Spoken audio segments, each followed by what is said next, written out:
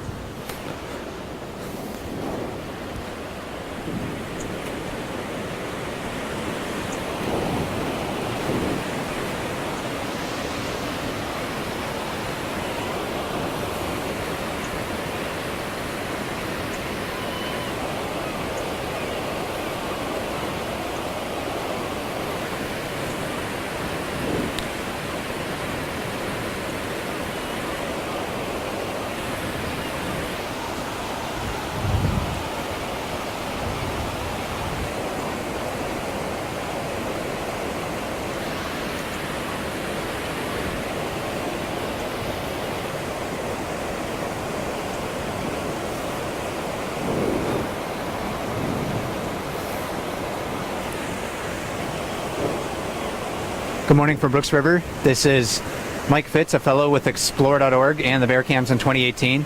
Ranger Andrew and I will start our live chat in just a moment, so please stand by.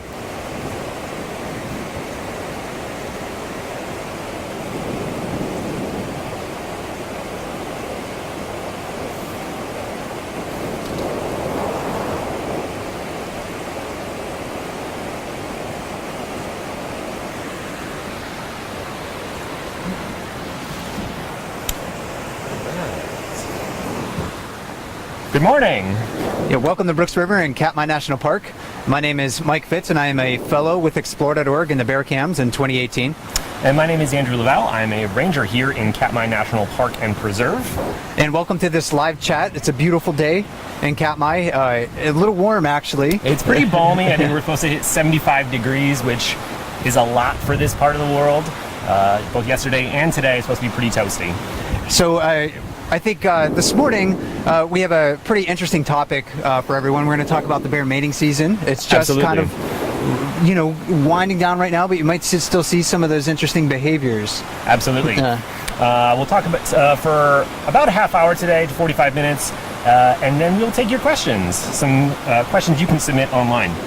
Exactly. And this is Katmai Centennial season, of course, Yes. so it's a very exciting time of the year for not only to be watching the Bear Cams, brought to you by Explore.org and Katmai National Park, but also it's a very exciting year for Katmai itself. Katmai National Monument was established in 1918, so this is the 100th anniversary in our celebratory sort of season for that. It's our 100th birthday, and this national park was not originally established for the bears or the salmon, but it was actually for the amazing geology with the eruption of Nova Rupta in 1912. And maybe a bit ironically now, it's Katmai is most well known for its brown bears, and I think that's why most people are tuning into the cams for those brown bears, and that's what, of course, we're going to focus on today.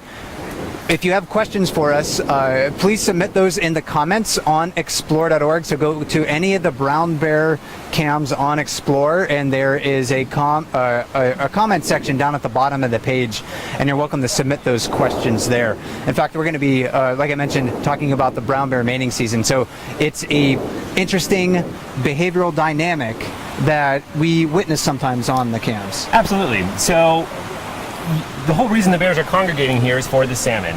And the reason the salmon are coming up this Brooks River here We'll expect to see a few 100,000 of them in the river in coming weeks and days. About 51.3 million expected in Bristol Bay as a whole. The reason we're doing all that, they're coming back up to spawn, to reproduce, and recreate the next generation of salmon. But while they're in that process of reproduction, they'll be spawning in a few weeks. We're sort of at the tail end of mating season for another species, the brown bears. Love is still in the air for the bears. And what are the interesting aspects we were talking about earlier of the difference between the reproductive strategies of brown bears and salmon is that they have very sort of different parenting styles and reproduction rates. Absolutely. So salmon are going to be spawning in their home stream, their natal stream, the stream where they themselves were born, and they're going to be laying about 4,000 eggs in a single nest. And since the female salmon will die after she spawns out, there's really no parental involvement. And salmon only get to do this once. They spawn once in their lifetime, so this is sort of the climax of their life. This is the big show. So because they lay lots of eggs, there's no parental involvement, and they really only get to do this one time, they're what the scientists call a R species, or an R-selected population. But bears, on the other hand, as many of our webcam viewers know, do things pretty differently. Yeah, and bears are what I think biologists would consider a K-selected species. So slow reproductive rate, slow to replace themselves in the population, and a lot of parental involvement. Yeah, so they'll only have a few offspring, somewhere between 1 and 4 cubs usually. I think 2 is probably the most common number. And we often hear about the mythic grizzly moms, the bear moms, who have a lot of involvement in the bear's first years. There's a lot of energy that goes into raising those young. So they're what we call a K-selected species. And the salmon and the bears, both animals that we can see behind us and on the bear cams at various points, really represent those two different strategies. One strategy is we'll have a lot of offspring, and the amount of energy that goes into raising each individual offspring is significantly less. And then you have the bears, who will only have a few offspring, but put a lot more energy into developing those young, into raising those offspring. And maybe that's a better chance for success. And salmon, I think it should be said, are fairly fecund for fish. You know, they only lay maybe one female sockeye salmon on average. A female will lay a few thousand eggs, so maybe 4,000 eggs or so. Yeah. And a lot of them try to return to spawn, and that allows for the majority of these fish to be caught when in the commercial fishing industry, and still have in Bristol Bay, and still have a sustainable run.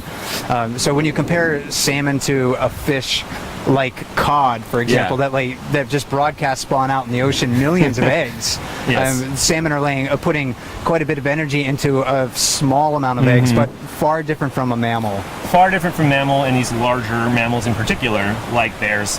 And they're just two different strategies. Neither is right or wrong. It's just how these different animals have evolved over time to have the best chances for survival. And it should be noted that these larger animals do tend to be what we call K-selected species, have fewer offspring, more energy intensive. We are one. Bears are another. Elephants are another K-selected species. Just more labor-intensive upbringings. So, again, is it going to be, to put it very simply, in very simple terms, it could be quality over quantity. Are you going to have a lot of offsprings and increase the chances that some of those will survive just from sheer numbers? Or if you really want to, again, simplifying, put the work into it and really invest a lot of energy and time as that offspring grows. And it should be noted that next to the muskox, the bears have the lowest reproductive rate, as far as I'm aware, of any animal in North America.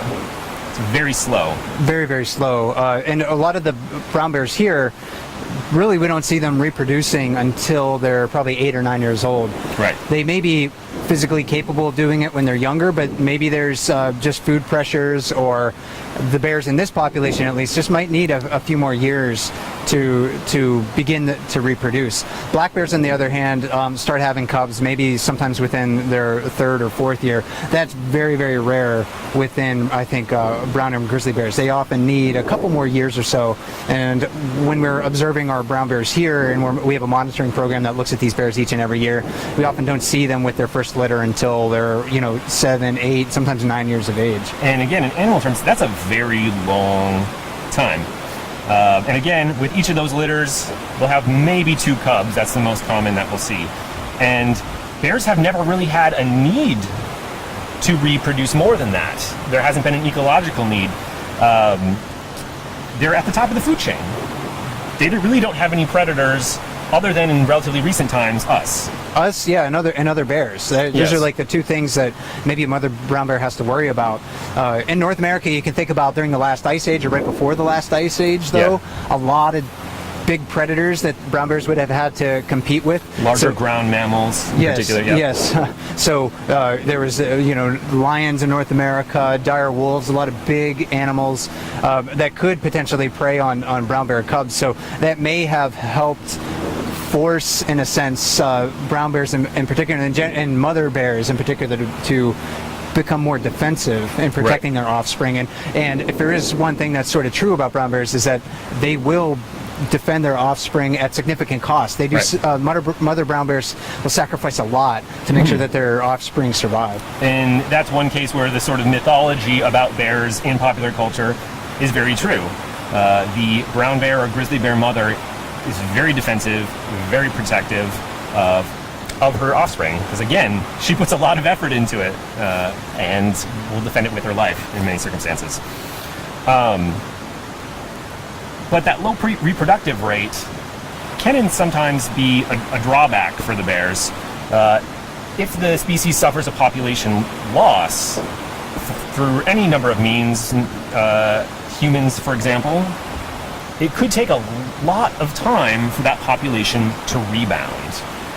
And you had some interesting stat, I think you were talking about before, about when you compare something like an animal that has offspring more frequently, a mammal that has, I think, white-tailed deer, you were comparing it to. So if you assume that a brown bear, so maybe one of the brown bears in the Brooks River, for example, breeds as soon as they are sexually mature, and they breed as often as they can, which would be about 3 years minimum, within 10 years, 2 brown bears will have produced 8 descendants. If a white-tailed deer does the same thing, breeding as early and as often as they can, within 10 years, they'll have 1,400 descendants. So 8 versus 1,400. That sort of, again, is illustrative of those different reproductive strategies. So a lot of maternal investment, and really when we what we're seeing on the cam, some of the behavior that we're seeing right now is sort of like the beginning of the reproductive cycle, in a sense. It is, like we mentioned, the tail end of the mating season. Yeah, so the mating season would have really began in about May, sort of as bears emerge from their den. Females will re-enter estrus and abandon their cubs, or emancipate them, rather, is probably a better term. And then it would have been continued till right about now, when the salmon show up and the bears begin to have other priorities, as it were. But we said, Mike, that assuming everything went according to plan, as it never does, within 10 years a bear could have 8 descendants. That seems like a lot in some ways, but as we know, not all of those cubs survive. Sure. And within Katmai, I mean, there's different statistics that you can read from a variety of scientific studies that talk about cub mortality.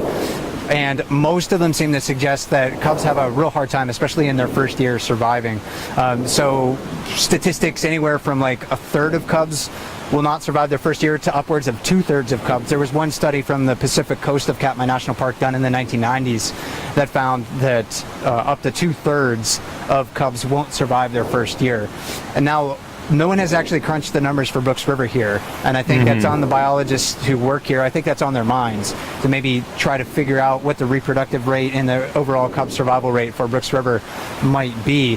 But when you look at those statistics, you have to think about that's a minimum survival rate, because they could have lost offspring, and when I say lost, that means they died or were separated or something like that and didn't survive. That means they could have lost those cubs before the biologists observed them, or before we observed them here, because cubs are very vulnerable when they come out of the den. They weigh maybe about a dozen pounds or so they're pretty small. Like the size of a terrier, basically, when they come out in the spring. So not very big. It takes them they have a hard time navigating big streams and traversing the rough terrain of the park itself. So very vulnerable when they're young. So we have to consider those mortality statistics to be a minimum estimate. I mean, the dangers to spring cubs, or cubs of the year as we call them, when they first come out that first spring, are numerable. You have those stream crossings. You'll see that sometimes on the cams, cubs sort of floating up to their necks in the water, trying to swim while mom is just sort of treading across with ease. And also we have larger bears. That infanticide does happen in these populations, so that's a big danger as well. Yeah, it's definitely a real danger. It doesn't happen, at least we don't observe it very often here on Brooks River. In my time here, I've only seen it happen once. It wasn't a pleasant experience. It was sort of fascinating, I guess, from a behavioral standpoint, because I had never seen that before, but it was not something that I certainly enjoyed watching. But that's perhaps one reason why a lot of bears with young cubs in particular avoid bringing their offspring to Brooks Falls. There are some mother bears that will bring their offspring to Brooks Falls, and we've seen that in the past.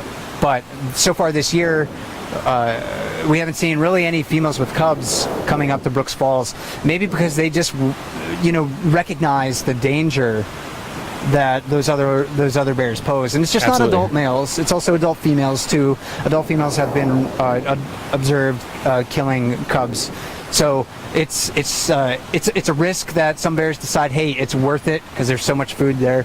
But a lot of other bears to say, hey, I'm going to fish downstream, or I'm going to wait until later in the year when salmon begin to spawn and die, and then I can. So there's some calculations going into it. So if a cub survives those first few years, and that first year in particular, its odds for survival will improve. But it's worth noting that it's not just the sort of survival rate of cubs that matter in population dynamics. It's also the gender ratio as well. Female bears, the survival of female bears to the age of sexual maturity is actually the critical factor in sort of the health of the population, as it were. So gender ratios, survival rate of cubs. A female bear is going to have to survive for quite a few years simply to replace herself in the population. I've seen a couple different figures. I don't know any figures specific to the Brooks River, but I've seen some statistics listing 15 years almost. That's how long a female bear would have to live just to replace herself. So it's a very long period. So there's a lot of different dynamics in play when it comes to bear populations and bear mating. But if we want to talk about the act itself, I suppose, it's not exactly, as you might guess, candlelight dinners and walks on the beach with these large omnivores. Right. You'll see bears following one another, and we call that sort of like a courtship process. It's not very courting from a human perspective, though. So again, twist your mind around, really think about the bear's world. A female goes through, during the mating season, she'll go through maybe several cycles of estrus, so where she's receptive to mating. And male bears recognize that by the pheromones that she's releasing in the air. So bears have a legendary sense of smell. So that's, I think, how they're really identifying whether the females are moving into that estrus cycle. Absolutely. And once males early in the summer or late spring pick up on that scent of a female who's ready to mate, it drives them crazy. Some of the more intense interactions I've seen with bears here in the Brooks River area have been males in pursuit of females. I'm actually really glad that humans haven't evolved this reproductive strategy, because it would be kind of rough going for us. It absolutely would. Bears, again, they have a very short chance to a very short season to reproduce. So if you're a big male brown bear, you have to take advantage of those opportunities. And they're raging really with testosterone right now. Their testosterone level really kind of skyrockets in May and June. They start to produce a lot of sperm at this time of the year. That's something that they don't have in their bodies the rest of the year. They're just not producing that. The females, their estrous cycle is producing a lot of estrogen. So again, raging hormones going on during this process. And a male bear will follow a female who he perceives to be, perhaps receptive to mating. But the female brown bear actually will look at this big male at first in a lot of instances and think, well, it's almost like she's viewing him as a threat at the beginning, because the rest of the year he really is. Absolutely. And I can think of one specific instance.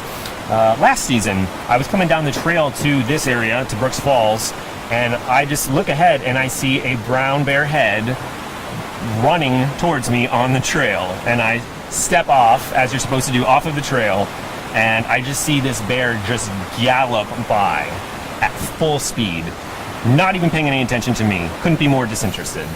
And then shortly thereafter, I see a second bear at full speed in hot pursuit, chasing the first. And that was probably about early June, so it would have been that time for mating here in this region of Southwest Alaska, where a male was pursuing a female, and she was not, at least on the surface at that time, open to it, and so she was fleeing to try to get away from him. Yeah, it does take a long time, it seems like, for the females to really become receptive to the amorous pursuits of the male. And during that process, the male has to defend access to the female. He'll follow her because he doesn't want to miss that opportunity, because again, it's a very short window. Right. And he may have to face a lot of challenges from other adult males who want that same opportunity. Right. So when bears come back here in the springtime, and we see them kind of beat up with wounds and scars, oftentimes I think that is probably in a battle with another male over maybe access to a female. Absolutely. So not only does he have to sort of catch the female, as it were, or get her to submit, you also have to worry about other bears coming in and stealing your girl, as it were. Sometimes even when the actual copulating is taking place, when the male bear is mounting the female, other male bears may still, even at that late hour, come in and try to knock him off and engage. Sure. With him. Yeah. They will. Sometimes the actual copulation is cut short. When it does happen, though, it can last a long time. Sometimes a half hour, 45 minutes. Occasionally, the cams do actually see that right here at Brooks Falls. Yeah. So we talk about this maybe a prolonged courting process where a male bear is following a female, sometimes for days. And I've even noted a couple years ago a male bear, number 856, following a female, number 402, for 11 days before they mated. But sometimes, love just hits the moment, and the bears come together and they end up, mating right then and there. So, again, it can last. The courtship process can last for days or a week or more, and sometimes it can last just a few minutes, depending on the bear's tolerance for one another. But we've been seeing a few bears over the past couple of weeks. Absolutely. In this sort of cycle. Yeah, again, so we are at sort of the tail end of the mating season here, but in the past few weeks, we've seen a lot of bears that are frequent sites on the cam engaged in mating at various points in the process. One bear in particular has been particularly popular with the males this year. That is bear 708, nicknamed Amelia. And I've been keeping a few notes here. At various points in the past 2 weeks, myself or other rangers have seen her copulating with 503. And then we had a very interesting sight in front of the Lower River Cam the other day with bear 708 and 151, nicknamed Walker. I don't know if you want to talk about that a little bit. Yeah, so that was fairly interesting, and that was seen on the webcam. So a lot of people got to see them sort of like for a lack of a better term, really kind of like cuddling with Right. one another. And I believe the way I interpret that is that we're seeing sort of like the aftermath of the actual mating cycle. Sometimes bears will play with one another or sort of snuggle after they've mated. So I know viewers from the webcam and visitors who happen to be the lucky ones on the platform during that time got to see these two bears sort of nuzzling each other, rolling around a little bit. Looked very cutesy, and it was sort of, again, the aftermath of the mating process in that way. But it's not always that cuddly. No, it's not. And most of the time they just kind of part their ways. The pair bonds between these adult pairs last basically just for the copulation period and a few minutes afterward, and then they just go about their business. In fact, even during the courting cycle itself, sometimes a female will be catching a fish, and the male bear who's been courting her will like take it from her. He'll steal it. It's pretty cold and sobering by human standards. There's no love lost between them. The acts take place and they go their separate ways, and they may never see each other again. That's not so common here in the Brooks River, just because we have such a concentration of bears. They will be interacting again in future days, but there's no relationship there. And again, males will take no part in raising the cubs. It's all the female. Yeah, they don't give the females any breaks, even if they did mate with them. And in fact, for an example, a couple weeks ago, I was up here near Brooks Falls, and I saw number 856 is probably the most dominant male at Brooks Falls, following a larger female here, number 409 bead nose, and she fishes the lip of the falls, so you see her on the cams frequently. In fact, during our play-by-play last night, she was on the lip of the falls, and 856 was there too. So I presume that he was following her for a long enough period of time because he's so dominant, he can do that. Yep. And so presuming that he mated with her, she, could, have a litter that was sired by him, but he's chased her away from the falls a couple of times when she's approached too closely. So it's not like, hey, I know that you're, maybe carrying my cubs in the future, I'm going to give you a break. It's nothing like that at all. Right. Bears really do live in an all-for-one world outside of that really tight family group of a mother and cubs. And they will just leave the females then with the burden of raising that next generation of bears. Again, no love lost between them. Some other bears we've seen in pursuit or copulating recently. We had a site, I would say it was about a week ago now, here at Brooks Falls, bear 747, who is another one of our bears higher on the dominance chain on the Brooks River. He was chasing bear 128, nicknamed Grazer, who recently emancipated her 3 cubs, who are probably quite well known to regular webcam viewers. She recently emancipated those cubs because she was ready to mate again. 747 could pick up on that, was pursuing her, and actually chased her into a tree, which is not something we see often. And so when you hear that brown or grizzly bears, and they're the same species, but when you hear that they can't climb trees, it's really not true. Right. If they're motivated to do so, they can. I think some of the largest bears in the fall here, the real hippos, they wouldn't be able to climb trees because they're so fat. But those a lot of those if they want it badly enough, I guess they a lot can. of those younger bears and adult females can certainly climb trees if they're motivated to do so. And we sometimes will see that if they're really freaked out about something. Cubs will do it frequently. It's more rare to see it happen with an adult female, but it does happen. And 128 is one of our larger bears, particularly larger females. And for her to get all the way up, there is a photograph of this that will be on Katmai's social media later today, likely. For her to be all the way up in that tree, she had to really want to get up there. That was probably not an easy task. But if she wanted to get out of 747's way that much, she can make that happen. And those are two bears that are familiar with one another. I've seen them together in this sort of like courting process in the past. Sometimes following, or 747 following 128 for a few days. Yeah. So it's not like 128 doesn't recognize who that bear is. She certainly does. But again, throughout a lot of the season, those big male bears are a physical threat to the females. Not just when they have cubs, but just on their own. Yeah. So they really don't like to be around those big adult males if they can avoid it. Some other recent events I thought were a little bit noteworthy. So bear 480, nicknamed Otis, who is a regular staple on the webcam, he was, the other evening, pursuing really any female within a short distance. He was slowly, at a bear's pace, chasing bear 409, who was, again, sprinting away, but he is a very slow-moving bear, just by his general demeanor. And he was never able to catch up with her. She would run across the river or run down a bear trail, and he could never really quite catch her. So an interesting contrast to some of the other running bears that we often see in mating. And bears like 480 also have to worry about the more dominant males as well.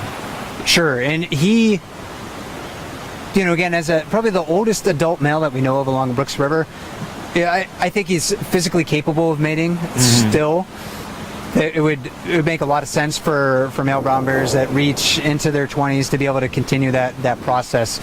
But it doesn't, the competition in the bear world doesn't get any easier the older you get. In fact, it probably gets harder. Once you get sort of beyond those really peak years where you're at your maximum size, which is generally in their mid-teens, there's always younger bears coming, trying to push them out of the way, trying to gain the access to the best fishing spots so to the they females. can climb the ladder. Exactly. So that competition just gets harder and harder for those as the bear ages. And 480 Otis probably is at that stage right now where those larger adult males just are able to outcompete him physically, you know, displace him from those females that he may be trying to court. And one other, I mentioned this briefly, but there was a sighting last week, I believe, of bear 503 near the Spitz, which is near the lower river here in Brooks Camp. And he was copulating. There's actually a photograph of it taking place of him mating with bear 708, who is significantly older than he is. Bear 503 is one of our younger adults. He's getting large in size very quickly, but he is still very young. I believe he is probably about 4